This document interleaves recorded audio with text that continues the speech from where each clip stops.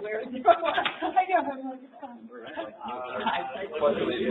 flag of the United States of America and to the republic for which it stands, one nation, under God, indivisible, with liberty and justice for all. Good afternoon, everyone. Moving on to item 2, are there any comments from the public? Non-agendized items? Seeing none. All right, moving on to item 3, are there any corrections to the agenda or consent calendar? Moving on to item 4, adoption of the consent calendar. Do we have a motion? So moved. second. We have a motion and a second.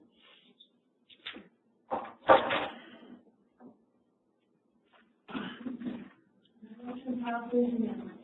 Thank you. Item 5, there are no items brought forward, so we're moving on to item 6A, purchase of 3 2026 Chevrolet battery electric pickup trucks. Ooh, good. Good afternoon.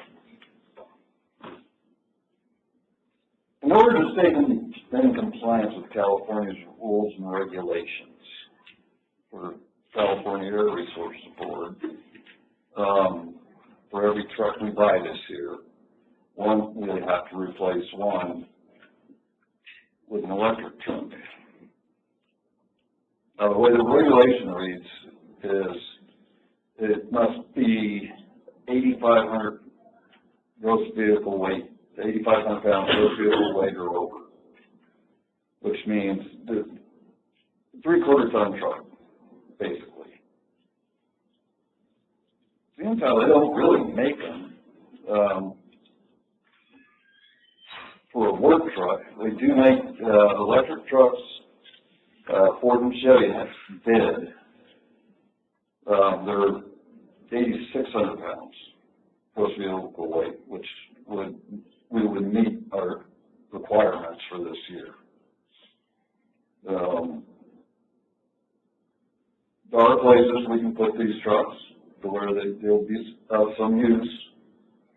There's no use as an actual work truck, because it's just a four-door truck with a short bed.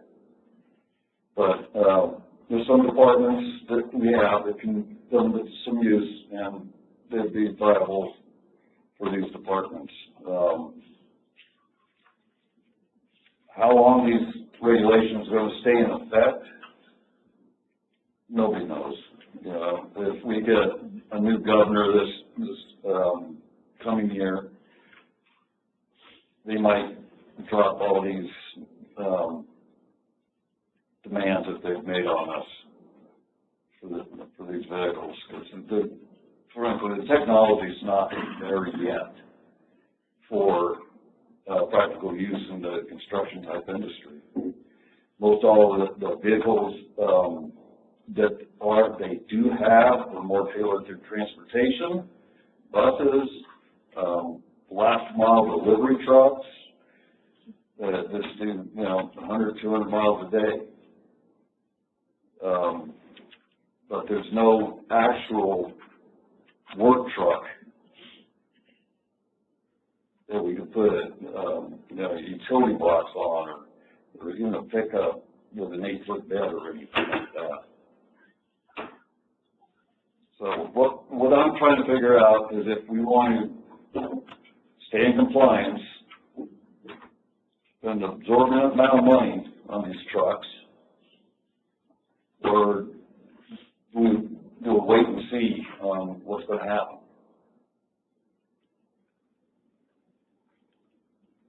Because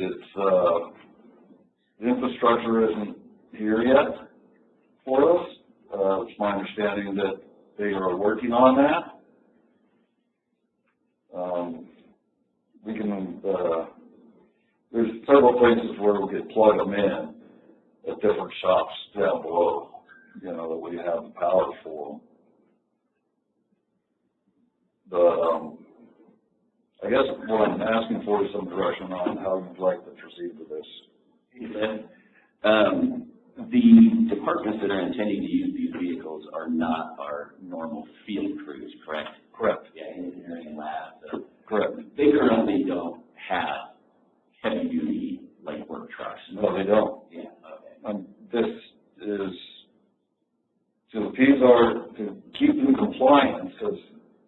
the way the rules read is the vehicle that you replace has to be 8,500 pounds gross vehicle weight or over. The only reason why these trucks will meet that compliance is because of the weight of the battery, basically. What is engineering in the lab right now? Yeah. Do you answer that? Oh, Two hybrids and a, right? we have one RAV4 hybrid. And then we just have a few pickup trucks and Cherokees, kind of surplus vehicles, one of the old GM Cherokees. They're not the real big. Yeah, we don't have any heavy duty. Yeah, no plow on the run. No, yeah. Yeah, we don't need heavy duty trucks. No, yeah, that's exactly, yeah. I guess there are trucks that we use to drive around and check pumps and things like that, right? There are some vehicles that probably don't demand a lot of heavy duty use, is that correct? Or Yes. there's also equipped with the snowplow? Pump Pros uses those. I've been downsizing those to just small little pickups. I was going to, I was thinking about doing some, what they call it, the hybrids, in a small pickup. Right now they have, some Ford Rangers they run around in, and, do all the pump runs and everything, and they've been doing very well on gas also. So I guess the impetus for us purchasing these trucks is that we have some trucks that are currently, like 3 trucks that are basically at the end of life and they need to be replaced, and this is kind of forcing our hand on that. And then I guess the idea is that we'd be kind of swapping vehicles around from engineering to, I mean, are the vehicles that we do have in engineering, could they then be repurposed for? They will be repurposed. Okay. But they can be repurposed for heavy-duty type activities? No.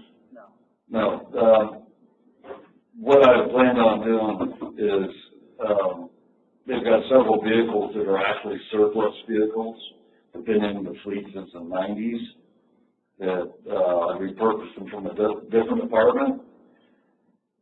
I'm going to get rid of those and take their the 2 vehicles that I'm taking out of service and replacing these vehicles, and replace the surplus vehicles we have currently.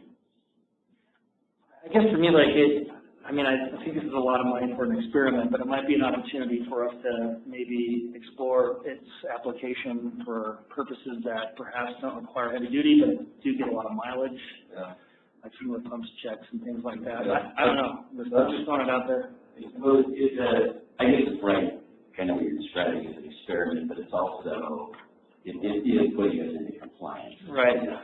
But are we supposed to be replacing a vehicle of 8,500 or greater, or replacing it with a vehicle of 8,500 or more? Well,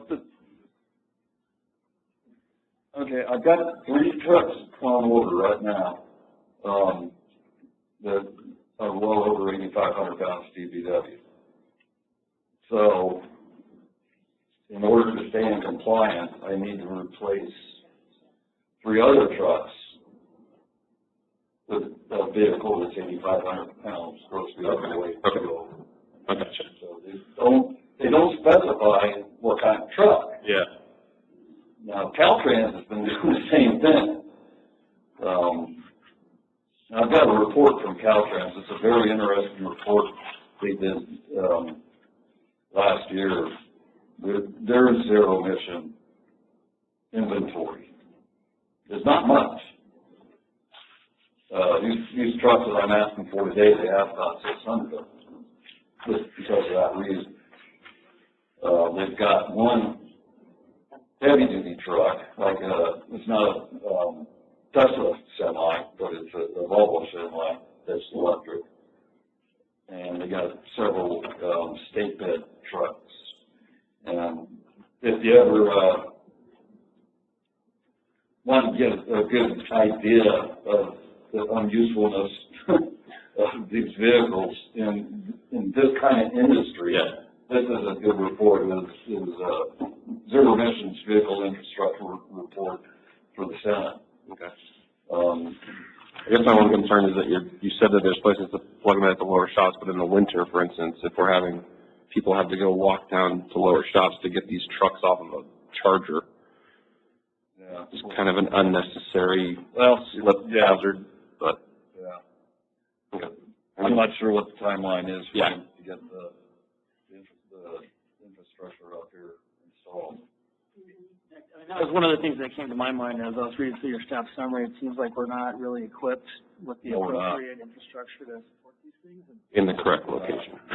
So I guess, it just kind of brings up a bigger kind of question. If we're our hands are being forced into this technology, really not really suited for it yet. I'm just wondering, if that's something, I know that CEC and others, like California Energy Commission and others are offering grants, frequently ongoing grants for kind of planning and implementing charging infrastructure, especially for, I guess, situations like ours, like small districts and that kind of thing. And so I'm just trying to get a better handle on what that horizon looks like for us in terms of. Just a little back history on the grants. When we looked into the grants earlier in this, several years ago, most all grants would require the public to have access to the chargers. And we had talked about it and thought about putting them up here in the front parking lot. But then you have the public coming here all hours of the day, the night, and when we need them, will they be available? And decided the grant wasn't worth it at the time. We just kind of kicked that can down the road, seeing where this would go. Also, the way this reads, the new requirements is as of 26, for every one vehicle we buy, we have to replace one vehicle with an EV. 27 next year, 100%. It's got to be replaced with all zero-emission vehicles, which I just don't see how that's going to happen. So it doesn't sound like we're really doing a lot of planning around that in any way. Not at this time, but one more thing I would like to, this will be a surprise to her because I didn't tell her I wanted to do this, but before you take action on the site, I was wondering if Shelley, if you could maybe talk a little bit about the collaboration between CSDA, the League of Cities, and the Association of Counties, the efforts they're putting in trying to revise the CARB language and how it would possibly affect us. Yeah, there have been bills, there was a bill last year to revise the CARB requirement for water and sewer utilities in particular to deem us an emergency response utility similar to fire districts and ambulances and police departments who are exempt from these requirements, but the bill did not pass. So there have been multiple efforts legislatively to letters, meetings, comments, bills. There's been a huge effort from not just us, right, statewide, mainly for the reasons Cliff's talking about. It's just the vehicles of this size don't exist yet, and we have to continue with our water and sewer operations. They've been unsuccessful thus far. So it is currently a state mandate to do this. Our fixes statewide have not been successful yet. Cliff's right, there's an election coming, things could change, but this is currently the law. Right. In terms of those efforts, how close have they been? Right, because it's a vastly different question if you're 3 roads away versus 300, right? So how close are those efforts, right, in terms of the election reality? Because ultimately when you're thinking of election is what would have to be the shift in each different places for one of the votes you would need to get to where you need to be. And so just that vote count is really going to depend on if it's a viable future or not, right? So, how close are we? I can't remember, Nick, it was last legislative session, but I can look into that and get back to you. Right. Okay, I appreciate it. The other piece of information that we don't know because it's not available is what is the hammer that the CARB would throw down on us if we weren't compliant, and we still don't know what that is. We don't know if it would be withholding state grant funding or loans or whatever. So that's still an unknown. Yeah, that's the only thing I have not heard them say anything anything about withholding funding for anything. I haven't heard of anybody been punished for not complying. I know of some private industry where they would not reissue their registration for the vehicle because it doesn't comply, or people trying to register vehicles that don't meet the requirement. I know of that, but being an exempt district, I don't know how that would work. And I have asked the people I deal with for this, and I've tried to ask CARB itself, the fleet, the hotline, what's going to happen if we just, we can't do this? And all the reasons behind it, they just don't have that answer. They don't know what the consequences would be, is what I've been told. And I just have one more question for you, Glenn. Considering these are for administrative departments, Yes.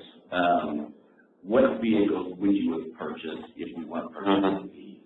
Partisan Ford Rangers, or Civic Colorado. Obviously, not heavy-duty vehicles. No, they don't need to be heavy duty. The department might benefit from, Ford's got its compact pickup. That's it's gas motor and battery electric. It, probably work perfect for just buzzing around town. Kind of like the RAV4. What's the price difference on those? Like what, had you gone with the Rangers compared to the The Rangers are about $30,000 a piece versus $66,000. I could buy 2 Ford Rangers, or the Mavericks versus one truck. 3 times the money. Are hybrids not an option for us in any way? Well, they don't make the weight requirement is the problem. And I'm still, I still want to get the hybrids in here. Just sort of an idea out there, right? So, and I'm all in favor, I've said many times, of thumbing our nose in the state of California. I think it's ridiculous in many respects. Although, really, obviously have been, kind of forthright in the forward movement of electrification. And both those things can exist at the same time. But if we're going to thumb our nose at California regulation, why don't we just buy the sign or hybrid we want? You see my point? We're basically saying we're going to, there's either, please correct me if any of this is wrong, we're moving forward because there may be a change in administration at some point that would remove these rules, or there may be some legislative fix sometime in the future that can be counted on. And we're unaware of any penalty we would incur if we don't kind of, adhere to these regulations, right? So if that's the case, instead of thumbing our nose at the entirety of it, why don't we just get the car we want, if you will, right? A hybrid, what have you. If that's going to be our way, because to me, we get what we want. I think to your point, and as I've been supportive of this, I also agree with comments you've made. It always has to be smart, effective, otherwise it's silly. Yeah. And it hinders your ability to move forward effectively if you do things like that, in my opinion. And so I would agree with you, start to build the infrastructure out. We have a great solar plant now, getting excess energy. I think I personally have the plug-in hybrid. I think in this climate works incredibly well for a lot of different reasons. And so, if we're going to do it, that would be more my direction I would go in, opposed to just, something completely else, get exactly what we want. And then if we get pushed on, it's like, hey, I think it would give us a more defensible kind of argument against the state as we're navigating it. You have these directions. We couldn't really fill it because the marketplace doesn't allow, but we went as far as we can and started upgrading our system. And to me, that seems like a much more defensible kind of position to take with the state if we had to. Well, just really quickly, I want to just make it clear that I don't think this board's trying to thumb the nose at the state. I just don't want to put that on the record at all. No, I said that. And I think your point you're making, though, is good, that, hey, we're trying to work with the regulation, yet meet our operational needs, right? Yes. In an efficient manner and not be ridiculous about it. And I think your proposal, Nick, is good that, we're trying to get there. We're getting halfway, if you want to count a hybrid halfway. but it also matches, I think, what I think I've heard from this board in terms of a policy shift, in terms of trying to go that direction in a reasonable way, right? And here you're trying to meet the more rigorous and onerous, rules of the state. That, hey, we're going to try and do our best, but we're not going to be able. It just doesn't work for us, And so I think I would support something like that as well. Make it reasonable, that meets our needs, yet goes into the direction of electrification. Based on the fact that we've been talking about this as a board for over probably a year or so now. I know you've been in front of us many times, Cliff, and we've talked about it. Getting a plan together at least about whether it's charging facilities, let's get a game plan together so it's not like a one-off purchase like this. This fits into a larger game plan that is driven by our board policy and not necessarily only by the state law. Yeah, their policy is a blanket policy for all special districts, cities, county, state. Yeah, no, I get it. I'm familiar with those. Yeah. Well, for everybody else as well that are in the kind of public workspace, right, where those vehicles. There are places that we have that will fit in the infrastructure for the hybrids and such. Pump runs, that's an excellent one. Driving stations, and they really don't have maybe a handheld toolbox. It works great. Engineering's another one. They sit 80% of the time, or they go to the job and sit. The only issue I've heard is yours. They keep it charged so much, and then when it needs gas, our pump will not let them get any gas because the mileage is out of range. So we got to look into that and see if we can adjust the sensitivity of our fuel pumps. But other than that, the one truck for the lab would be beneficial. Because they go down to Alpine County a few times a month doing sampling and doing other things. So they put some miles on the vehicles running around town and going to Alpine County. I just figured engineering would be a good one because they just do the running around. They really don't have any weight per se. They are a four-wheel truck, and they need to take it out of town. These trucks do have an extended battery.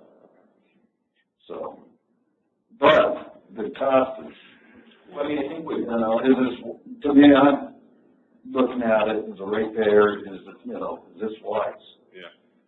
Yeah, and I think, in fairness, I'm, like I say, wanting to apply the higher option because of economics and because I had one before, it was very effective in Tahoe, right? One, because of distance, two, if you ever were to be stuck in the snow, you have that redundant system, gives you comfort and so forth. And, over 9 years now, the one I had originally is 75% or so electric, just because of the distance between spaces in South Tahoe, right?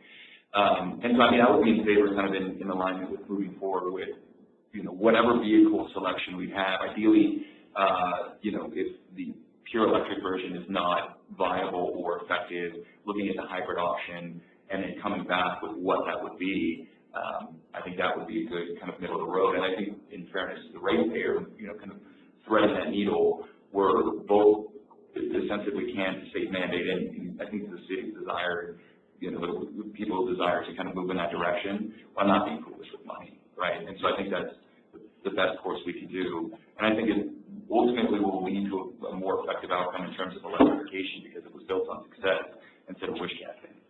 Yes. Yeah. Being pushed into something that really doesn't work for us that well. Yeah, exactly. And we can tell the state that we're continuing to research vehicles that work for us. And then we bring that out after November. Yeah, we'll just have to see what happens. I don't have to order these now or anything. If I revisit this after November and get a feel of what's going to happen. So you don't need the 3 replacement. This purchase was really driven by the 1-to-1 replacement requirement. Correct. Okay. So you don't really need to replace like the 3. No, they're not going to be coming after us or anything. But I mean, I'm just from a fleet standpoint. No. Pretty soon. Pretty soon. Not in good shape. There needs to be an openness in area. Well, I would suggest you look at moving forward with a hybrid smaller truck. Yeah, I'd rather go that route personally. I guess for me, like, kind of just touching on the Nick's comment and that, it seems like we're not really thinking through this, and like, I guess my sense is that California is probably not going to get off of this, even with the new election, and that we just really need to be, do our due diligence and understanding kind of what's coming and make sure that we're prepared with the charging infrastructure, and then kind of be more methodical about our choices for purchases down the road, understanding when these things need to be switched out. I guess that's where I'm coming from. I feel like this was a little bit cart before the horse and kind of put upon us, and I just don't. It is. I don't feel like we're like really prepared to make a call. It's just like the information is not congealed enough for me, at least, to kind of make a decision on this. I think on one hand, it might be an opportunity for staff to, like, you know, maybe use an electric vehicle. Maybe they get some comfort in, like, it, you know, and confidence that it's actually something that they can use, especially for those types of travel, you know, things that happen where they just got to, like, run around to different pumps. And, you know, I don't know, maybe they might actually like to use them. I don't know. But, again, it's like we have, like, trickle chargers. We don't have the infrastructure really to support them. I guess what's the alternative? We bring them into a Tesla charger. Or, you know, anyways, I think that, like, to me, it's more of a bigger picture planning endeavor that needs to happen from our fleet perspective. And so, and then again, if there are areas where we know, like some of these are more heavy equipment, those things where the technology is not mature enough, that we need to, like, you know, let them, like, be communicating with CARB and say, hey, you're not there yet. Well, we can document that in the planning board, right? And have a rationale on why we're not, you know, Yeah, the letter of the law, but we're advancing. And that was my other point about this board's policy is I think, and maybe we haven't voted on it definitively, I think consensus. but I've heard there's a pretty wide support of heading toward at least hybrid and electrification where it makes sense. So let that guide you in terms of developing the planning effort that Shane's talking about. Like that exists regardless of the state laws. And even if they probably go away, we still want to go in that direction. You know what I mean? Oh, yeah. So, like, help us navigate that, you know? Yeah, it's not only just the infrastructure, it's the grant, like what grants are available. If you said you looked at these things 2 years ago, these things have changed. These change every year. These funding opportunities. And that might cost our customers nothing if we can get some grants, or at least. I'm all for it if we can get the grants that will work for us, you know, just like the electrical, you know. They don't have, we applied for 1 or 2 grants years ago, when we were looking for replacing the TV truck. I wanted to get an electric van and have it upfit, and that way the van would be able to run all the TV equipment for the sewer department and such. But all the grants at that particular time went to the buses and transit units down in the valley.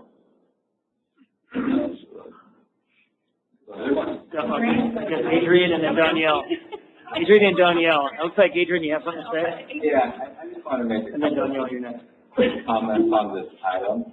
You know, the purpose of this item, we do have trucks that need to be replaced or vehicles that need to be replaced. So these are legit vehicles that were planned for replacement. The purpose of these specific electric trucks are for compliance. Is really just to be in compliance with the CARB rules, knowing that, you know, we don't know what the penalties are. I will say from my experience, typically the penalties with CARB is like, you know, they typically fine you. But we just don't know what those fines look like. And so this would be our, like, basically cheapest way of staying in compliance with the Advanced Clean Fleet regulation. And if we decide not to buy these trucks, we are also choosing non-compliance with the Advanced Clean Fleet. And we totally agree that, you know, getting the hybrids and plug-in hybrids and whatnot makes sense with, like, the smaller vehicles. It just so happens that if it doesn't count towards this regulation like our RAV4s and whatnot. Although we definitely think that makes the most sense, especially for these right now, and not the like heavy duty trucks. It unfortunately doesn't get us the credit with CARB.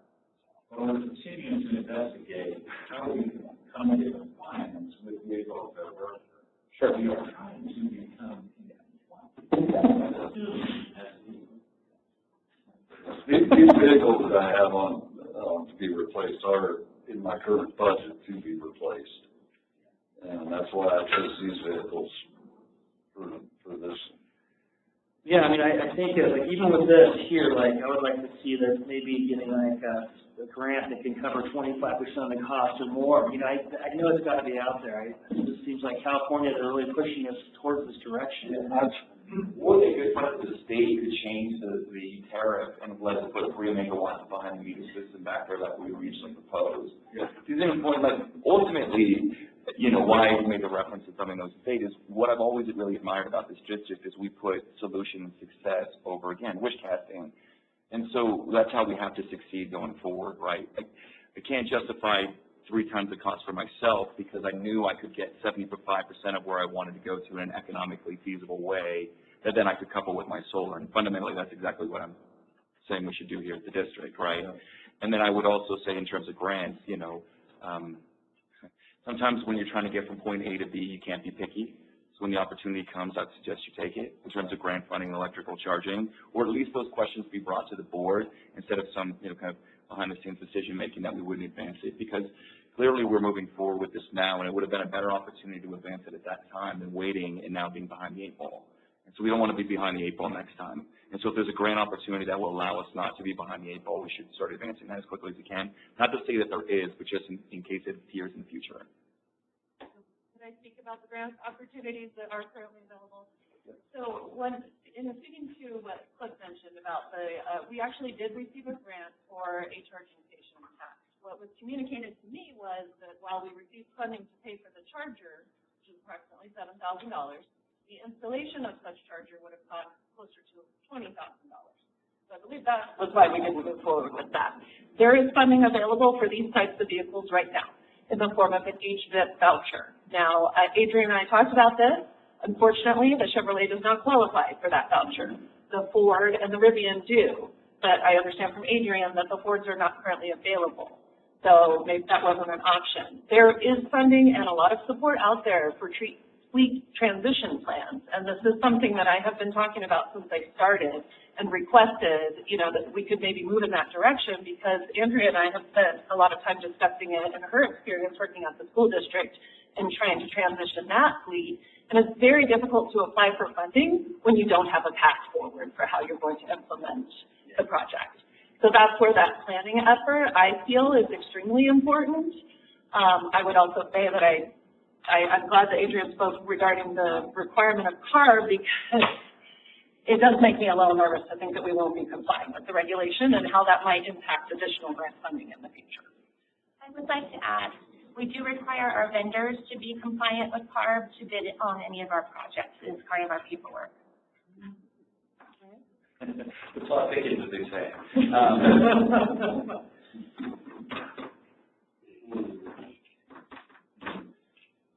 I honestly would keep the exact same opinion, honestly. Well, all things to me, you know, regulation right aside, you know, if there's a cost-benefit analysis that would go into this, like what would the fine be versus compliance and so forth. And then do we as a district want to spend $300,000 on something that we don't have the facilities to, you know, effectively charge in the immediate to not really get any benefit of in terms of a compliance element with the state, right? No, I mean, that's just my answer. Like, I think there's consequences, and I could be brought off that point. It's not like a deeply held position, right? If you were to come to me tomorrow, or you were to come to me tomorrow and say, hey, this is the realities of it, like, we should really think about it. But we're not making a decision to buy anything today, as I understand, so we could revisit this in 2 weeks, right, if there was more investigative work.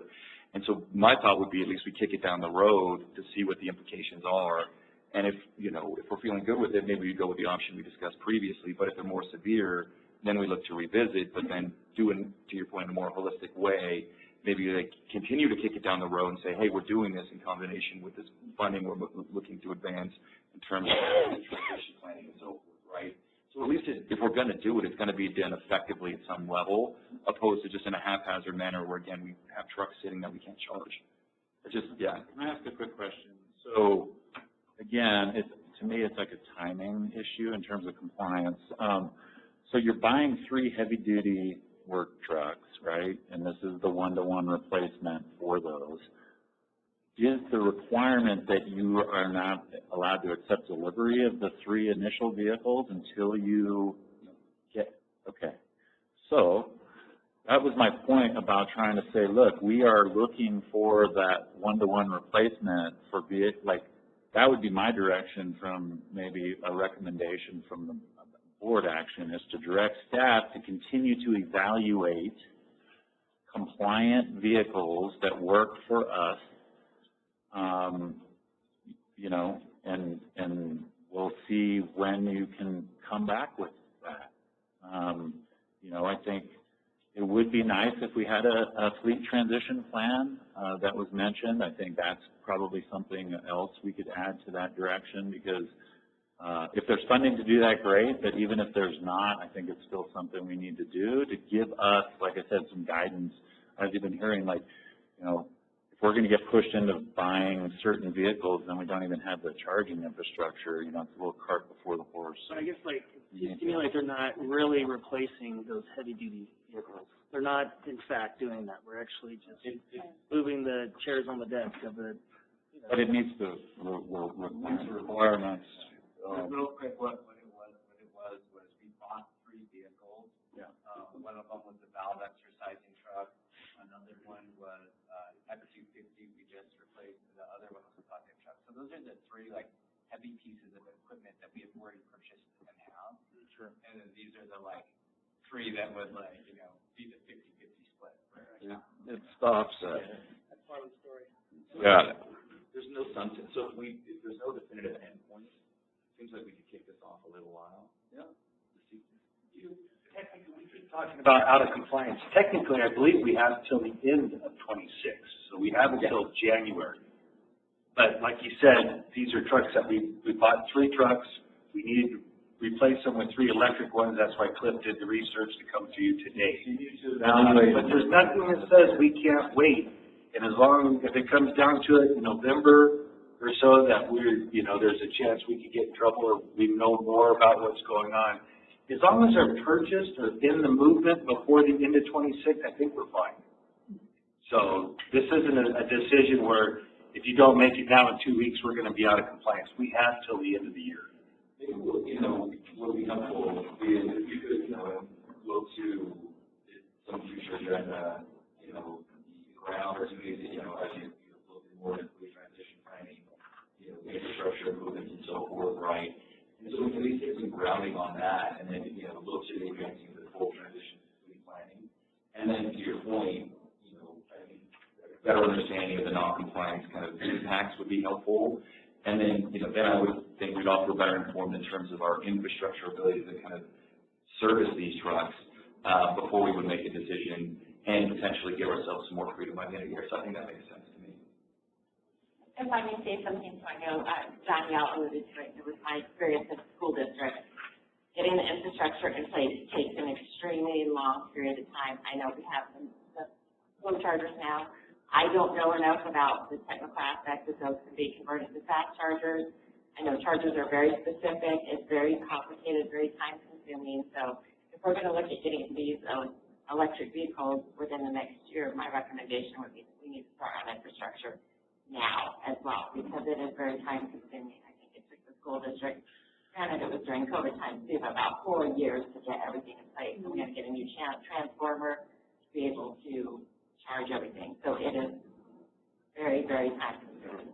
The last I understand was that Liberty would have to come out and put a transformer or a new service just for the charging stations alone. So that right there is... You got a 1 megawatt solar system out there. Hey, we could put a charger next to that. You got my vote. But we do have time. Oh, yeah. Well, meet Alford. Can you come to the podium, please, and state your name?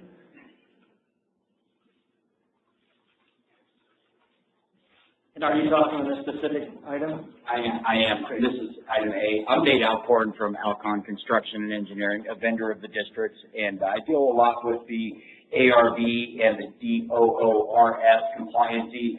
And so what I wanted to weigh in with is there's basically two prongs of Air Resource Board enforcement. There's on-road vehicles, and then there's off-road vehicles. So the on-road vehicles, the compliancy, the mechanism of enforcement by the state and the DMV is through the vehicle registration, which is ambiguous because you guys are municipalities, so I can't speak to that. But that's generally where you run into the stone wall during the registration of the vehicle. Now for municipalities on-road diesels, they have special exemptions for municipalities, agencies, boroughs, et cetera. And it also goes by the amount of your total fleet horsepower, and that is through the CARB. Now, the vendor compliancy for the off-road diesel stuff is the DOORS, the diesel off-road something. And the mechanism of enforcement is there's a fleet registration and compliancy that a vendor like me would have to turn in to be showing the fleet and the horsepower and the compliancy. So hopefully that's of use. Thank you. I have a question for Ryan. Yes. It appears that there's board support for this item, really not staff support either. So does the board need to take action, or does this need, we can just pull it? Yeah, you can just pull it if you wanted to take action, so it's clear, but it's really not necessary. No action really is letting the public and everybody know that you're not moving forward with it. Can we maybe provide staff direction so that there's clarity on why we're not taking action? That's a really good idea. Yeah. And are we going to, is the staff that needs the vehicles this year going to have an issue with the construction season? What I'd probably like to do is to continue on to replace her two vehicles and revisit. And then we'll revisit the offset of the 3 trucks. There's plenty of other places where these will fit in. Okay. It's just I had these two vehicles on this year's budget for, so then we'll just have another board item later for the vehicles I get for them will not, affect our account for vehicles. Yeah. It won't offset anything. It won't offset anything, and it won't increase our need to replace more because they're just light duty vehicles. Okay. I'll try to get plug-in hybrids or some. I'd whack at some direction that you Sure, that'd be great. heads, and then we can move along. and just remember, we do have a system efficiency committee that this could take these. Great. And ops. Then maybe I would suggest directing staff to continue to evaluate options that look at, meeting the spirit of the CARB rules, but also match the district's, desires and functional use of vehicles to be replaced. Bring that back at a later date with maybe a future procurement, maybe closer to the end of the calendar year. That makes sense. And then also look into moving forward a fleet transition plan and looking at what the scope of that could be and moving forward on that. I think that is enough to kind of get it going, and then maybe utilize the system efficiency committee of the board to talk through as you advance through both of those things, the procurement and also the fleet transition. Yes. Very well. The fleet transition has been something I've been trying to do for quite some time. Yeah. But it's very difficult as there's not really any product out there that meets our requirements. Well, again, I think that the fleet transition plan is a place you can document this. Yes. You know what I mean? And then it can be a living document over time. As equipment comes online, you can slot it in. Part of it is, getting the infrastructure in place and what are the funding sources and that kind of stuff. How are we going to pay for all this stuff? And, that's where I'm coming from, really, is how we pay for it. We need, for infrastructure, for, charging area, really should be similar to a parking lot where everything be centralized. Yeah, and not put in 3 because we're getting Over 3 here, trucks. We want to over have here. enough to go for X amount of time. Well, after the fleet transition plan, but. Yeah, exactly. One thing I want to add just to what Nick said though, if we are going to buy 3 trucks, we're going to have infrastructure to charge those 3 trucks, and we're going to have it at the end of the year as well. So that needs to, we're not buying 3, we're not going to be in I can no way get in line with an idea where we're going to have to buy 3 trucks at the end of the year if that's our reality. At the end of this year, we don't have charging capacity for those trucks. Yes. So we need to plan sooner rather than later how we achieve that by the end of the year and when that, like basically we need that plan to know when we would have to start permitting to install to meet that end of the year timeline given TRPA regulations in the event we're pushed. Because I think the state is arduous, so there's a strong likelihood we get pushed in that direction. Let's just be blunt. Yeah. Besides all our blessers here today, and in that case, we need to be prepared to charge those trucks. Yes. So, but we need it. That can't wait till the end of the year. We need that in like 2 weeks, a month, because the grading season's on, and it's going to take that long to do it. So I agree with the whole planning, but we also need to like charge trucks if we buy trucks. Yeah, I get it. Yeah.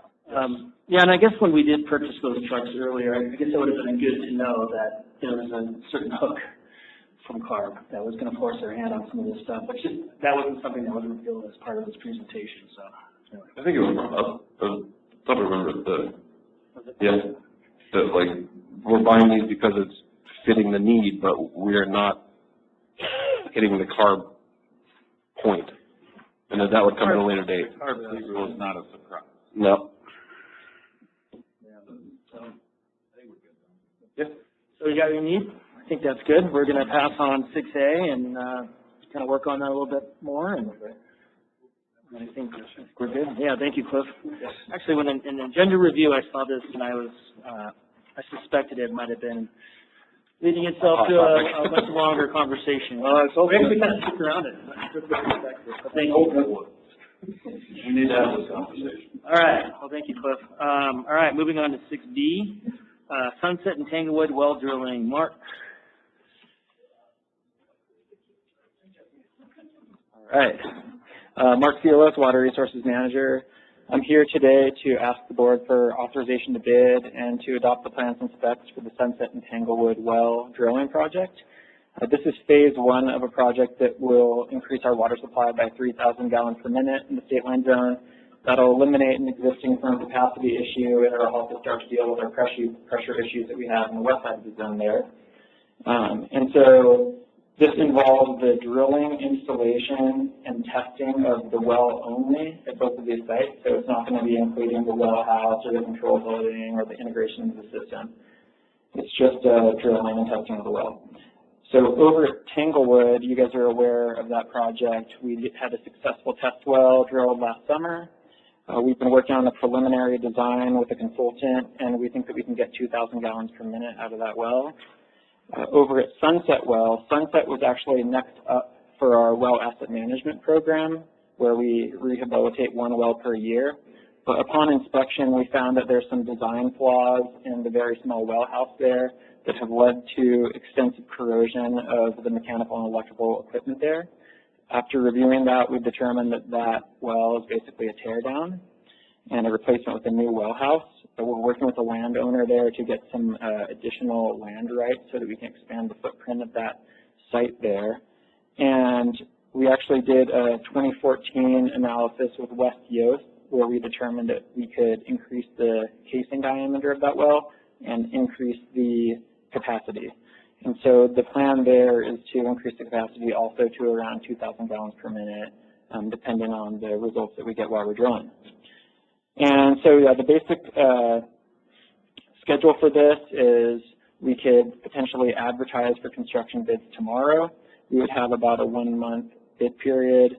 We would open bids in June, mobilize in July, and we think that we can complete this project by the end of the dig season in October.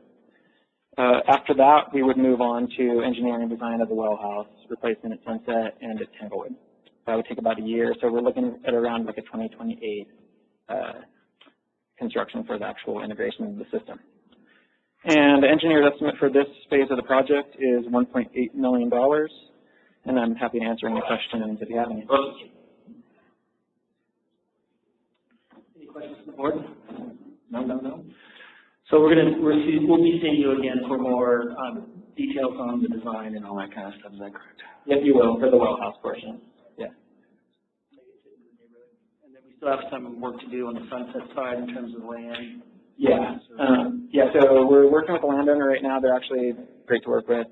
And we're looking at potentially getting about a 10,000 square foot parcel there. So we're looking at potential subdivision. Right now we have a 4,000 square foot easement, so that would help us out a lot out there if we can make that happen.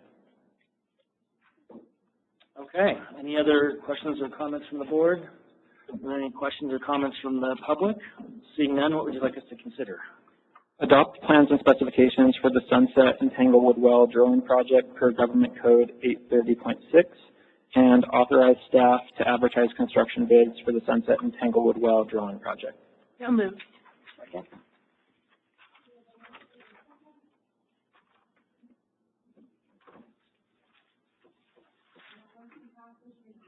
you, Mark. Thank you. All right, moving on to 6C, 2026 Pioneer Trail Waterline Project. Trevor.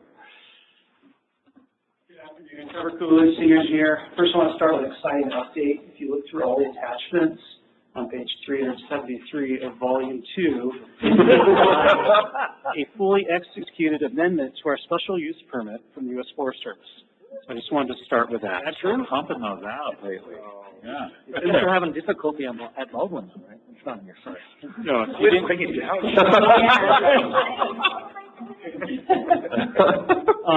But on a more serious note, I'm here to discuss the current bidding status of that project. As you'll see in the requested board action, we're unfortunately requesting rejection of all bids for the 2026 Pioneer Trail Waterline project. We're also requesting rejection of the bid protest from Vinciguerra Construction and Resource Development Company. We're also requesting adoption of the 2026 Pioneer Trail Waterline rebid project plans and specifications pursuant to Government Code 830.6. And lastly, we're requesting authorization for district staff to re-advertise for construction bids for the 2026 Pioneer Trail Waterline project. I believe this may have come up during agenda review, but we did have issues with our plant bids platform with bidders successfully updating required documents at the time of bid. 2 or possibly 3 of the bidders had significant issues that would be termed as major irregularities. And we also received bid protests that raised issues with some of the bids. So based on that, we're recommending rejection of the bids. This would potentially save the district between $600,000 to $1 million, depending which bidder we ended up with. That would require additional legal review on issues of responsiveness and responsibility, and those areas can create additional legal situations depending on how they're handled. So based on that, we are recommending rejection of the bids, and I welcome any questions. Quick question, the planted bids issue, would that have been enough to rebid itself? So it was a dependent platform. So I can give you a really specific example. Yeah. The parent low bidder was using 2 logins, 2 different computers, which is a violation of planted bids terms and services. So they were entering numbers in one, entering attachments in the other. And then the next bidder, we have a fairly extensive collection of documents that are required at the time of bid. That's things like certification of non-segregated facilities, Buy America, American Iron and Steel, that you're not debarred, just a whole stack of documents required at the time of bidding. That bidder completely missed that section and didn't provide them at the time of bid or when we requested the hard copies. So it wasn't like an IT issue? No, I read that incorrectly, sorry. So, yeah, but that's where we're at with those. So due to the totality of these issues, we're recommending rebid. We have prepared the plans and specs. As you've seen, those reflect an updated project schedule. While we're reluctant or wish we weren't losing a month of our DIC season, we're now facing the project phasing around the project funding. There's a couple $1 million grants related to the Lake Tahoe Restoration Act and another from the EPA community grants. Yes, EPA community grants. Those 2 come up in December, So that's focused on mainline and fire hydrants. So that's the big focus for this year. And then lastly, getting a PRV in at the Susquehanna intersection. That will allow us to feed water into Myers to help supply while Bakersfield well is getting evaluated. So that's the big focus for this summer, is getting water to Myers, using the grant money before it expires, and then we'll let them come back and finish up the other PRV locations in the remaining project items in 2027.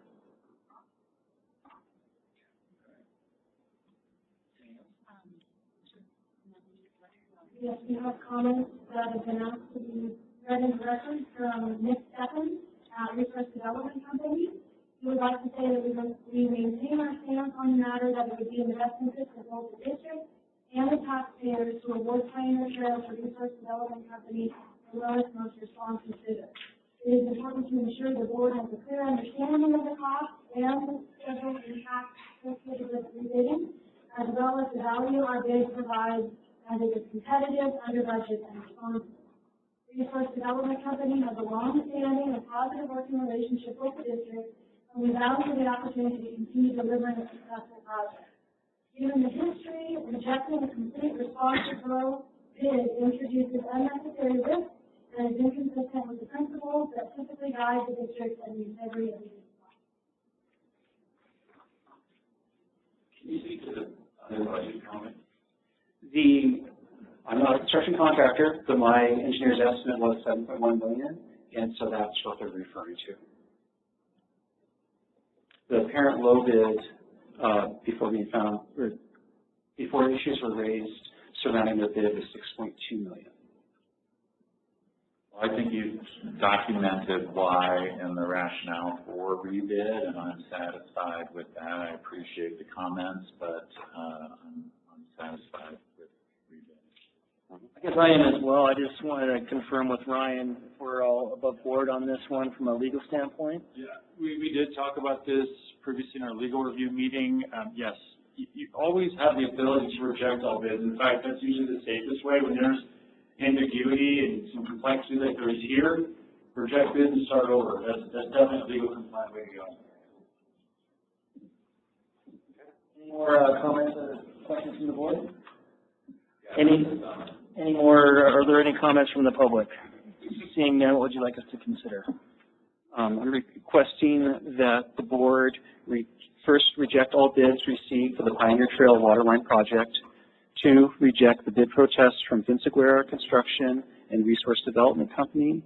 3, adopt the 2026 Pioneer Trail Waterline rebid project design plans and specifications pursuant to Government Code 830.6. And 4th, authorize district staff to re-advertise for construction bids for the 2026 Pioneer Trail Waterline project. Okay, I'm going to make a motion to approve, and then I guess for me, just knowing that we're going to stay on schedule and not lose our funding. That's my caveat. The hook. I'll second that.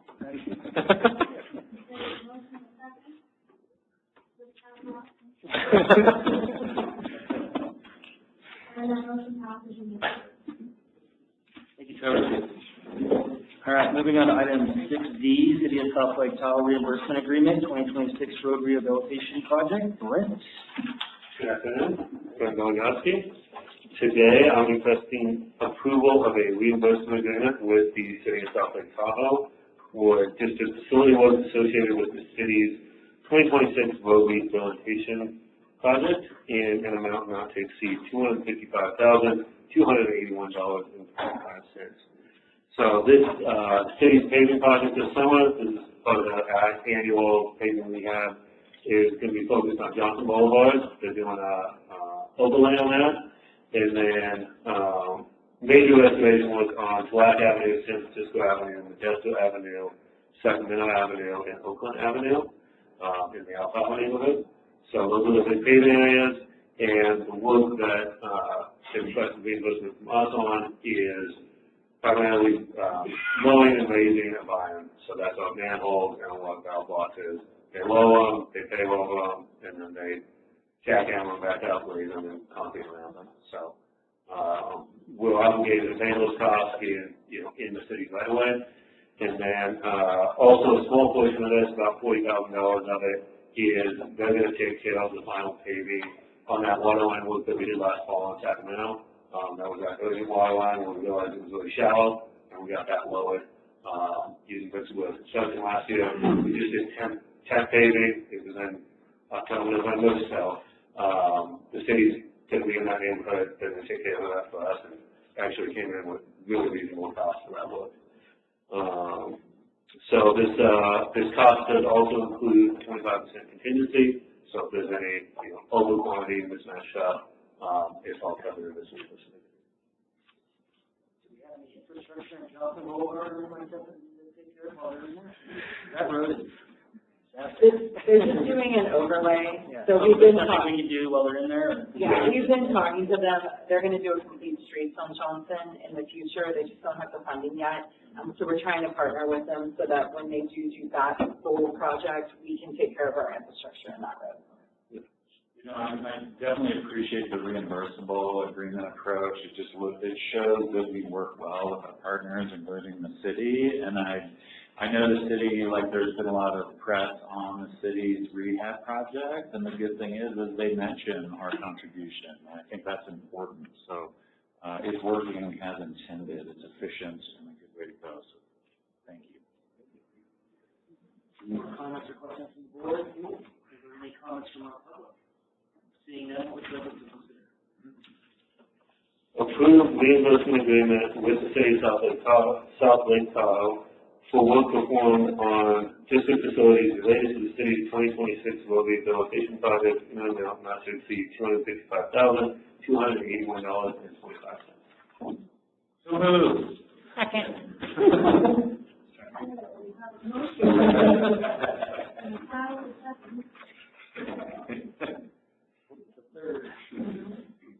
And the motion passes. Thank you. All right, moving on to 6E, asphalt patching and trench paving services. Adrian.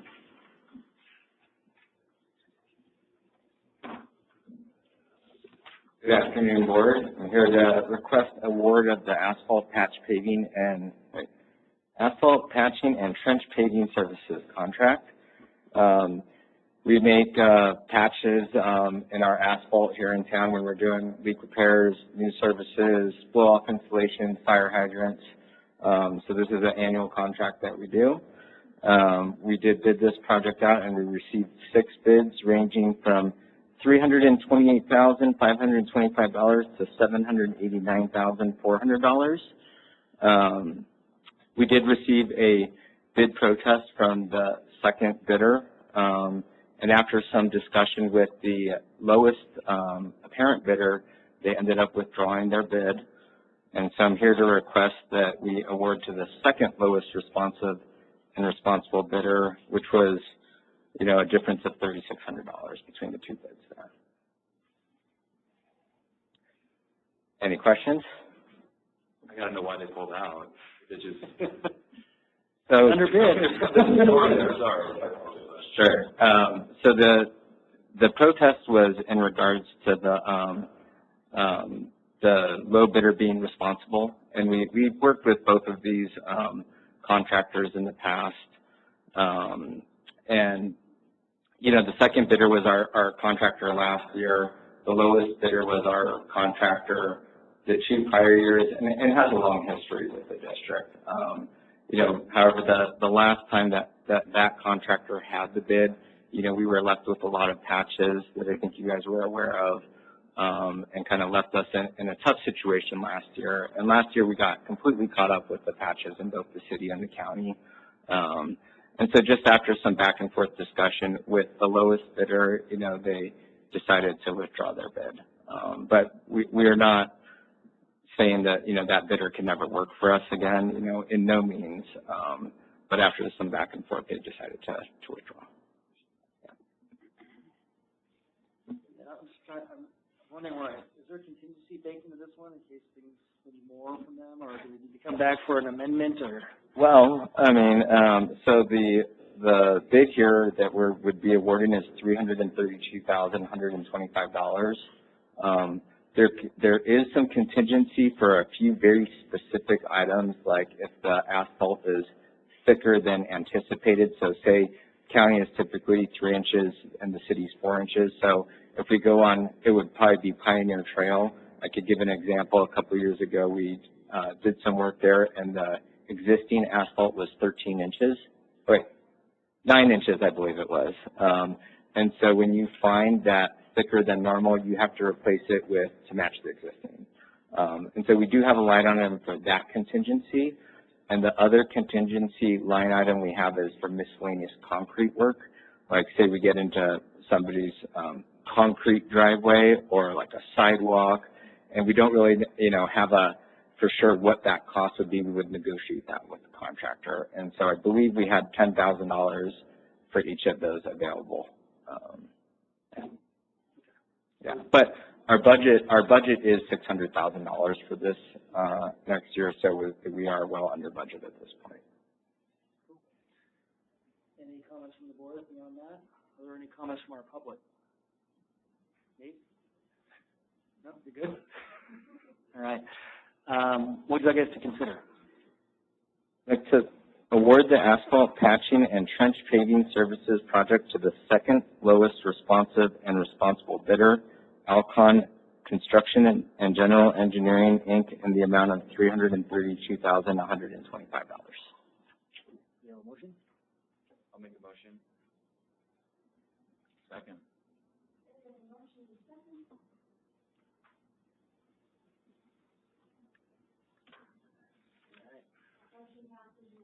Thank you, Adrian. Thank you. All right.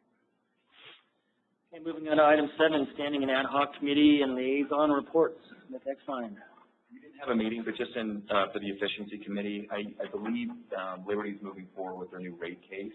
I know we've historically made challenge to that. I guess just curious if that's going on, if we'd be able to review that. Not really to make comment, but just, want to follow the form of it.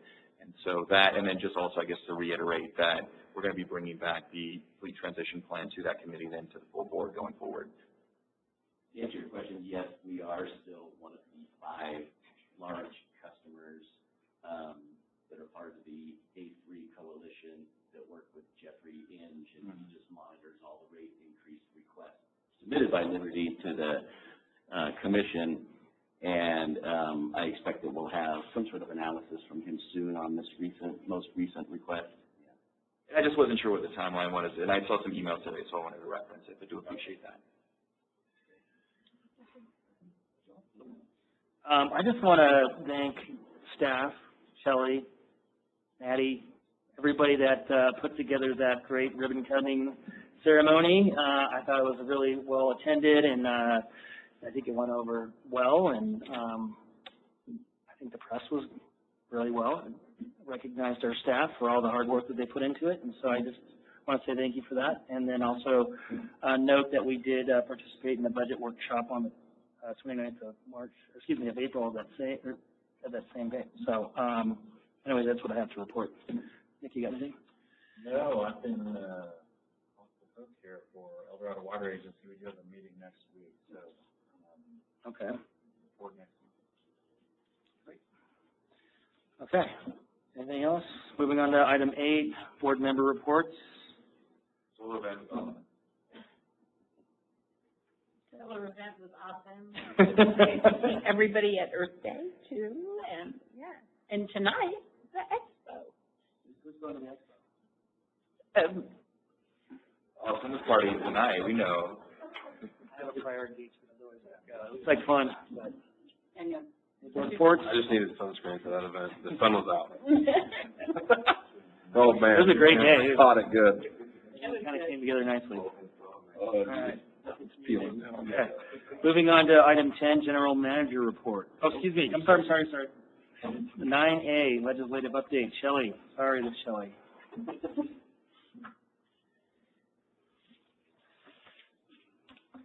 Good afternoon. I wanted to provide a legislative update on my trip to D.C. a few weeks ago with our partners from Tahoe City and North Tahoe Public Utility Districts. The focus of the trip was to highlight funding needs for our community-funded project requests, as well as highlighting the importance of Lake Tahoe Restoration Act appropriations and discussing bi-state efforts to improve water infrastructure for fire in Tahoe. So I met with members from and staff from our bi-state delegation, including Representative Vera, who is running in our congressional seat, as well as the offices of Representative Amedee, Kiley, Senators Rosen, Cortez Masto, Padilla, and Schiff. We also met with staff from the Senate Committee on the Environment and Public Works. And again, the meetings really reviewed the Tahoe Water for Fire Partnership's bi-state efforts to improve water for fire funding projects. So I thank the delegation for its continuous commitment to the Lake Tahoe Restoration Act and conveyed our support to continuing to authorize funding for that critical line item. So as a reminder, or I don't know, Danielle walked out, I can't remember if we told you, but we just heard from the U.S. Forest Service that we are receiving another $2.1 million through the Lake Tahoe Restoration Act that flows through Region 5. This year, South Tahoe PUD was one of the top 2 projects, so we'll be receiving $1.3 million for our Glenwood Rancho Waterline project, which we'll build next year. So just, again, reinforcing, Congressman Amedee is retiring this year, and he's been on the Appropriations Committee, and he's been integral in ensuring appropriations to the Forest Service for these projects. So trying to work with the other folks in our delegation to make sure that funding stream continues. We also joined Team Tahoe in supporting the Santini-Burton Modernization Act, which would fund land management activities and unfunded priorities. So for us, we would, if that does pass, we would love to see the Forest Service utilize funds to cap abandoned sewer laterals on U.S. Forest Service land purchased using Santini-Burton funds. We also discussed the importance of expanding eligibility under the Drinking Water State Revolving Fund program to empower rural communities to modernize our water infrastructure for fire, as well as drinking water and reliability. So Senator Padilla's office has, we thanked very much because he input revisions to SRF to expand it for water for fire. So hoping to see a bill on that soon. So in response to the briefings, members and staff noted their continued support for our partnership for water and sewer infrastructure priorities and indicated willingness to work with us on some of these SRF changes that we're proposing. We also highlighted each year we've been submitting a community-funded project request. You'll remember the Pioneer Trail received $1 million for this. We're going to build it this summer. Park Avenue received $1 million for this. We're going to build that next summer. And we talked about our Wildwood Avenue project, which would replace 13,000 linear feet of undersized water line with upsized water line and install new fire hydrants. So it's a great, productive trip, and it's always an honor to represent the district in the nation's capital. Any questions? Thank you, Shelley. That was very nice. It's good news, it sounds like. I just had a question. Do you have a sense of the scope of the Burton-Santini Act modernization? Like beyond how it might affect us? Is there, like, what's that talking about? Are we talking about moving those lands onto buildable lots, or just do you have any notion of like how that? Yeah, and Nick, I'm sure you have heard lots too. Feel free to jump in. So Santini-Burton, the funding mechanism was for Forest Service to purchase private property in the Tahoe Basin, which is incredible. Something unique about this act is it means there's a lot of Forest Service small parcels within our service areas and throughout the basin. So the challenge is that there's a lot of money in that pot, and there's not a lot of land left to purchase. And so the land that has been purchased, there's lots of management requirements. You know, when you own land, it doesn't stop there, right? There's fuels reduction, what's parking, what's maintenance of it for recreation. Obviously, we think abandoned sewer laterals are important as well. So it's a very narrow scope of tweaking the language to allow for management on Santini Burton parcels within the basin to advance environmental improvement project goals. Nick, is there anything you want to add? Okay. There's no plan to start developing those things? No, absolutely No, not. I think the point was, as Shelley said, more about managing those existing lands and a big focus on recreation access. We're looking at a lot of the facilities that are, run down. Because I think, we may want to try and urge them to go more than just capping the sewer laterals, but actually upgrading their sewer and water facilities. I just look at the Tahoe Beach project, the emergency projects here and there. Let's try to get a handle on those and tackle those as well. So it extends beyond, I guess I'm thinking the Burton Santini's as these urban parcels, Yeah. so it does extend onto the. Yeah, it would provide the Forest Service access to funding to manage Forest Service lands beyond even just Santini Burton lands, to manage access and recreation. Any other questions for Shelley? Good work, thanks for the update. Yeah, thank you. All right. Now on to you, Paul. Sorry, Shelley, for trying to bypass you there. I just got a few things here. On Tuesday, the district celebrated 2 exceptional long-term employees that retired just yesterday. It was Mike Cheppo, who was the lead man in the pumps department, and he was here for 20 years, and Kyle Shrouden, who was the supervisor of the heavy maintenance department, and he was here for 35 years and began working here at the age of 19, straight out of high school. Both of these employees were extremely high-level employees, and they're going to be very much missed, but we definitely wish them the best of luck in retirement. It was yesterday. Oh, I mean, it was Tuesday. Well, can you, before you move on, just thank them for their service and appreciate their time working with us. So, thank you. The other day, we sent out a press release offering tours of the wastewater treatment plant, which will be held on May 20th, and we've already had 33 people sign up for them. And if you remember, we offered tours during our 75th anniversary celebration, and we learned that it's actually quite a popular event, believe it or not. So I think it's going to be something we'll continue to offer from time to time.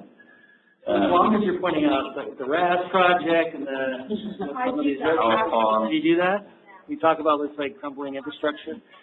So make sure we get some awareness and understand how old this stuff is we're working with. Can we put some colorization in the air loss that's coming for the blowers too? See all that color? John Sheridan. Yeah, let John Sheridan do it. And then, as we mentioned during the budget workshop, we are set to provide a budget CIP and operations presentation on March 21st during the board meeting. May, I'm sorry. And that'll include participation from Andrea, Megan, and Adrian during that presentation. And then yesterday we did issue the press release discussing the CIP, the prior project accomplishments, and the proposed rate increases we talked about. And that press release did include the dates and times of the upcoming 2 board meetings that we'll be discussing and taking action on those items. That's all I got. So, I'll take it for everybody's support and a comment with that. Hi. You do when you're the president. Well, you're next, pal. That's why you get the big bucks. Exactly. Okay, anything else on that? Any attorney reports? Okay. Moving on to item 11, there's the notice of past and future meetings and events. And then I think we're going to adjourn this meeting and go into closed session. Yep.